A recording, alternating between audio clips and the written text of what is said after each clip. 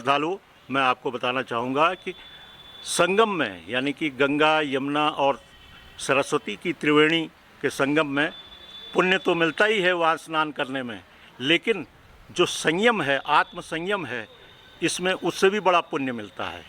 नमस्कार, मैं काफ़ी दुखी मन से ये वीडियो बना रहा हूँ और ईश्वर से कामना करता हूँ, उनसे प्रार्थना करता हूँ कि ऐसा मौका अब न दे। ये मौका है प्रयागराज कुंभ में भगदड़ मचने का। वहाँ कुछ मौतें हुई हैं और कई लोग घायल हुए हैं। मैं मृत आत्माओं की आत्मा शांति के लिए भगवान से प्रार्थना करता हूँ, ईश्वर से प्रार्थना करता हूँ और जो लोग घायल हैं, अस्पताल में हैं, उनके स्पीडी रिकवरी यानी कि जल्द स्वास्थ्य लाभ की कामना करता हूँ। मैं पिथौरागढ़ में हूँ। आप सोच रहे होंगे कि पिथौरागढ़ में रह करके कुंभ मेले यानी कि प्रयागराज के इस बड़े जमावड़े का, श्रद्धालुओं के संगम का ये वीडियो यहाँ से क्यों बन रहा है। सबसे पहले मैं आपको बता दूँ कि मैंने अपनी पढ़ाई लिखाई प्रयागराज, उस समय का इलाहाबाद जो था वहाँ की, तो तब से मैं इस कुंभ को जानता हूँ। फिर मैं मीडिया जगत से अखबार जगत में आ गया। पायनियर लिमिटेड, पायनियर अखबार के बारे में आपने सुना होगा, उसमें काम किया 14-15 साल। फिर उसके बाद मैं दैनिक जागरण और हिंदुस्तान अखबारों में रहा और मेरा कार्यक्षेत्र लखनऊ और इलाहाबाद ही रहा। इसलिए कुंभ मेले से मेरा एक विशेष लगाव है। मैं छात्र जीवन में सबसे पहले 79 में माघ मेला देखने गया था, क्योंकि कुंभ तो 12 साल में एक बार ही होता है, लेकिन हर बार मकर संक्रांति और पौष पूर्णिमा, अमावस्या, माघी पूर्णिमा, शिवरात्रि, बसंत पंचमी, इन स्नानों पर, जिसे वहाँ की लोकल भाषा में नाहन कहा जाता है, वहाँ पर मैं मौजूद रहा हूँ। 45 साल के इस सफ़र में मैं कम से कम 30 बार तो माघ मेले या कुंभ में ज़रूर शामिल रहा हूँगा। मैं अब तक 3 कुंभों में वहाँ स्नान कर चुका हूँ। इस बार जाने का मन पता नहीं क्यों नहीं हुआ। 144 वर्ष का कुंभ कह रहे हैं, लेकिन देखते हैं फरवरी में क्या होता है, जाते हैं। अब आते हैं कि कुंभ में भगदड़ की बात। नहान या स्नान का जो दिन होता है उसमें काफ़ी भीड़ रहती है। साधुओं का, संतों का, नागा साधु, जूना अखाड़ा और निरंजनी अखाड़ा, इस तरह से तमाम अखाड़े हैं। 13 अखाड़े हैं हमारे देश में, और अब तो किन्नरों का भी एक 14वां अखाड़ा हो गया है। तो ये सब स्नान करते हैं। कल्पवासी जो लगभग 1 महीना वहाँ रह करके 2 समय नहाते हैं और 1 समय स्वयं भोजन बनाते हैं, सोपाकी भी कहलाते हैं, वो कल्पवासी हैं। तो इतनी बड़ी संख्या, आज ही मैं मीडिया की रिपोर्ट्स में सुन रहा था कि इस स्नान में, अमावस्या के स्नान में, वहाँ पर 10 करोड़ लोग, 10 करोड़ श्रद्धालु पहुँच चुके हैं। 10 करोड़ कम नहीं होता है। हमारे देश की राजधानी दिल्ली या हमारी आर्थिक राजधानी बम्बई, इनकी आबादी 2 से 2.5 करोड़, अगल बगल के अगर इनके उपनगरों को मिला लें तो 3-3.5 करोड़ की आबादी होगी। अब आप समझिए कि 3 मुंबई, 3 दिल्ली, जिस स्थान पर, और ये बड़ा एरिया नहीं है, गंगा जी का पेटा है, गंगा जी की बालू है, संगम और यमुना जी का जो किनारा है, अरेल का जो क्षेत्र है, इसमें कुल मिलाकर के 30-32 स्क्वायर किलोमीटर का एरिया ये बनता है। तो वहाँ पर अगर 10 करोड़ लोगों की भीड़ हो तो छोटी सी अफवाह, छोटी सी भी ना समझी, एक बड़े दर्द का कारण बन सकती है। प्रशासन वहाँ पर चुस्त दुरुस्त रहता है, हमने हर बार देखा। 2013 के कुंभ के समय में जो इलाहाबाद जंक्शन में भगदड़ मची थी, जिसमें 15-16 लोग मरे थे, उस समय भी मैं प्रयागराज में ही मौजूद था, रिपोर्टिंग कर रहा था और वहाँ से अपने देश के अन्य यूनिटों के लिए, अन्य पब्लिशिंग सेंटर्स के लिए समाचार भेजने में मदद कर रहा था। तो हर बार जब जब भी भगदड़ हुई है, एक बार 78 और उससे पहले भी कुंभ में भगदड़ हुई थी, तब जो परेड का मैदान है, यानी कि जो वहाँ अकबर का किला है उसके सामने परेड का सेना की एक ज़मीन है, परेड का मैदान उसको कहते हैं। उस स्थल पर जो है फ्लाईओवर तब बनाए गए थे ईंट के, एक मार्ग से श्रद्धालु जाते और फ्लाईओवर से हो करके लौटते, तो ये व्यवस्था। लेकिन तब 1 करोड़ या 1.5 करोड़ टोटल लोग आते थे पूरे महीने में। अब आज तो एक ही स्नान पर अगर 10 करोड़ लोग हैं तो बहुत बड़ी संख्या होती है। इतनी बड़ी संख्या के लोगों को स्नान कराना और मेला क्षेत्र से, कुंभ क्षेत्र से उनको तुरंत बाहर करवाना, ये भी अपने आप में एक बड़ा कौशल है, बहुत बड़ा एक तजुर्बा है। तभी लोग वहाँ से बिना किसी दुर्घटना के, बिना किसी हादसे के निकल पाते हैं। एक मार्ग से स्नानार्थी अपने स्नान घाटों के लिए जाते हैं तो दूसरे मार्ग से उनकी वापसी कराई जाती है। उधर दारागंज में प्रयागराज जो स्टेशन है, पुराना प्रयाग वाला जो प्रयाग घाट का जो स्टेशन है, वो झूसी का इलाका जिसे प्रतिष्ठानपुर भी कहा जाता है, तो झूसी में भी रेलवे स्टेशन है। अब अभी मैं कुछ देर पहले तक सुन रहा था कि 40 ट्रेनों से श्रद्धालुओं को या स्नानार्थियों को वापस कराया गया है स्नान कराने के बाद। तो आप समझिए कि एक ट्रेन में 2-2.5 हज़ार लोग भी अगर हैं तो 1-1.5 लाख लोग सुबह 11 बजे तक वापस हो चुके थे स्नान करके। और कई लोग अपने साधनों से भी आते हैं, सार्वजनिक परिवहन के अन्य साधनों से भी आते हैं। तो इतनी बड़ी संख्या को मैनेज करना आसान नहीं हुआ करता है। जो बैरिकेडिंग मेला प्रशासन की ओर से वहाँ पर लगाए जाते हैं, वो ये समझ के ही लगाए जाते हैं कि अगर भगदड़ ज़्यादा होगी तो कहाँ हमें भीड़ को होल्डिंग एरिया में भेजना है, कहाँ हमें उनको आराम से लंबा घुमा देना है कि ताकि संगम नोज या अन्य नहान के घाटों पर भीड़ न हो। वहाँ पर प्रशासन के लोग जो बरसों से यही कार्य करते आ रहे हैं, वो लोग मौजूद रहते हैं, तो चूक की गुंजाइश कम ही रहती है। लेकिन हादसा है, हादसा हर बार नई शक्ल में आता है। प्रशासन या मेले के तजुर्बेकार लोग जो नियम बनाए हैं, पैमाना बनाए हैं, जो नॉर्म्स तय किए गए हैं, उनका पालन होना बहुत ज़रूरी है।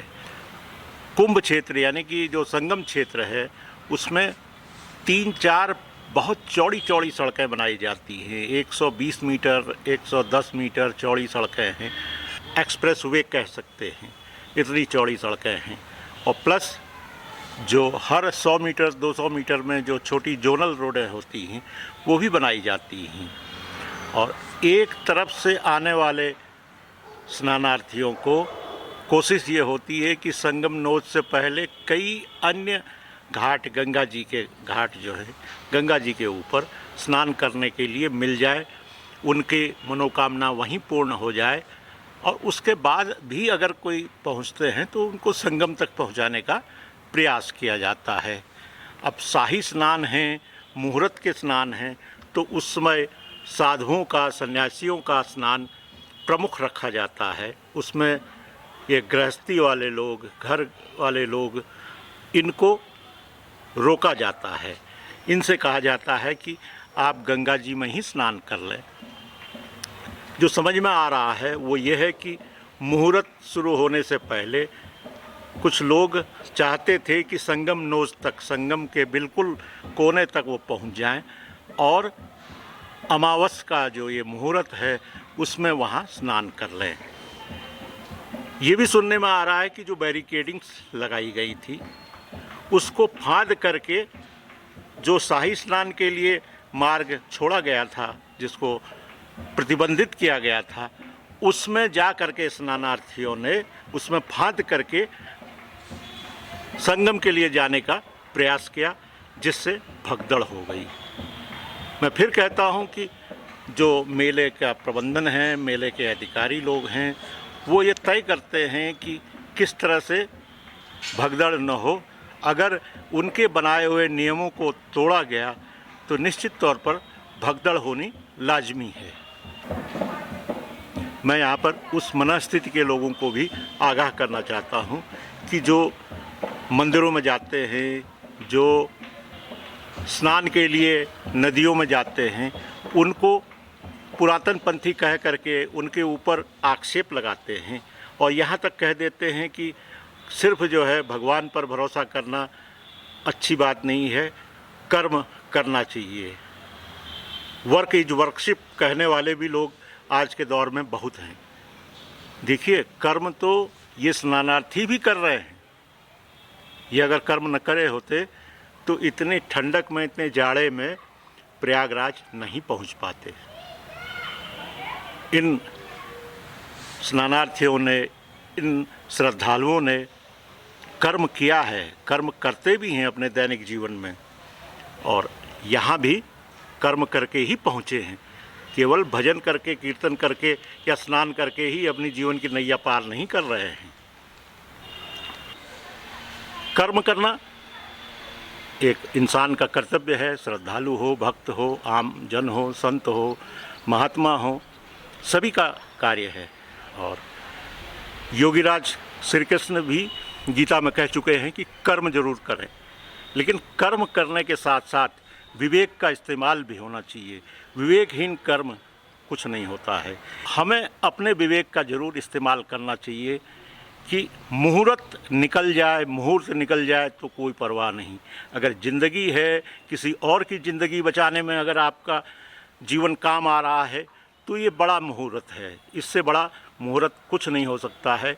अमृत मुहूर्त में अगर आप स्नान वहाँ करते हैं तो आपको एकदम चमत्कार नहीं होने जा रहा है। कुछ आपको ऐसा लाभ भी वहाँ पर नहीं मिलने जा रहा है कि आपने नहाया और सेकंडों में आपको कुछ मिल गया। रोज़ के जीवन में आप अगर अपने विवेक का इस्तेमाल करते हैं, संयम का इस्तेमाल करते हैं तो बहुत कुछ मिलेगा।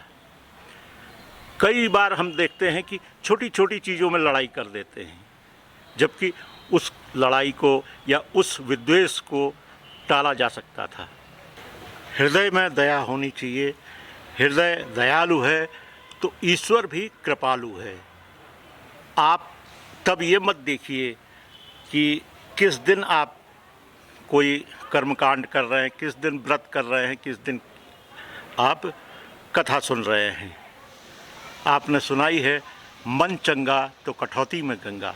अगर आप हृदय से निर्मल हो तो आपको बहुत ज़्यादा औपचारिकताएं करने की ज़रूरत नहीं है। आप जहाँ हैं वहीं से आप प्रभु का स्मरण करें और कार्यों में ये दिखाएं कि आप कितने सहृदय हैं, समाज के कितने काम आ रहे हैं। संयम बरतना चाहिए था। मेरा पिछला अनुभव कहता है कि कुछ न कुछ एक छोटी सी जल्दबाजी, छोटे से विवेकहीन कार्य की वजह से ये गलतियां होती हैं। कि वहाँ पर जो भी हुआ है, जो कर्मचारी भी लगे थे, उन्होंने भी संयम का काम नहीं लिया। उन्होंने भी ये नहीं देखा कि भीड़ आ रही है, इस भीड़ को पता नहीं है, हमें ही इनको गाइड करना है, हमको इनका जो है मार्गदर्शक बनना है। छोटे 5 सेकंड 10 सेकंड के लिए छूट देने का मतलब उस भीड़ में लाखों लोग वहाँ पहुँच जाते हैं, जिसको रोक पाना मुश्किल होता है। आप तो जानते ही हैं, पानी की एक छोटी धारा है, अगर आप उसको रोक लो तो वो रुक जाती है, लेकिन जो ही वो बांध तोड़ करके आगे बढ़ती है तो उसको रोक पाना मुश्किल होता है। यही चीज़ भीड़ का वहाँ पर भी देखने को मिलता है। किलोमीटरों के हिसाब से बैरिकेडिंग्स लगाई गई हैं, बल्लियाँ लगाई गई हैं, रोका जाता है और भूल भुलैया में श्रद्धालुओं को घुमाया जाता है। तो प्रशासन को भी, जो लोग वहाँ पर जिम्मेदार थे, जिन्होंने तत्काल वहाँ निर्णय लेना था, सेक्टर वाइज वहाँ बांटा गया है, उनको तत्काल निर्णय लेकर के कुछ न कुछ ये कार्य करना चाहिए था। और रही बात जो श्रद्धालु गांव देहात से आते हैं, उनके साथ 1 2 4 लोग ज़रूर जो समझदार होते हैं या 2-3 बार कुंभ में या माघ मेले में आ चुके होते हैं प्रयागराज, वो अनुभवी लोग भी साथ में होते हैं।